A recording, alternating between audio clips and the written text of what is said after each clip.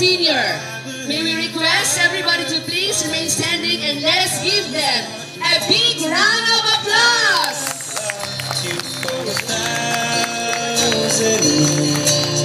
I love you for 1,000 more.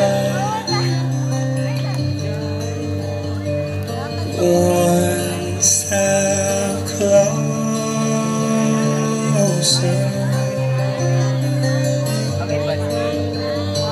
Again, a big round of applause.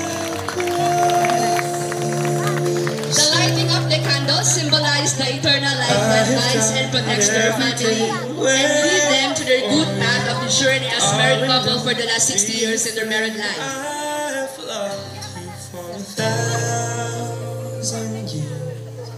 I'll love you for 1,000 more. As we notice also, the angels distributed the lights on your tables. That simply means that the diamond couple wants to share to all of you their path in reaching 60 years or even more together with your individual families. I'm pretty sure that some of the couples here today, it would be a miracle. But with God's help, you will reach the same as will Lolo Ben and Lola Ana. As you can see also them, couple now putting up their cake in their family tree. That cake symbolizes the foundation of their strong family that they hold for the last 60 years, while the branches of their family represents their children's individual family.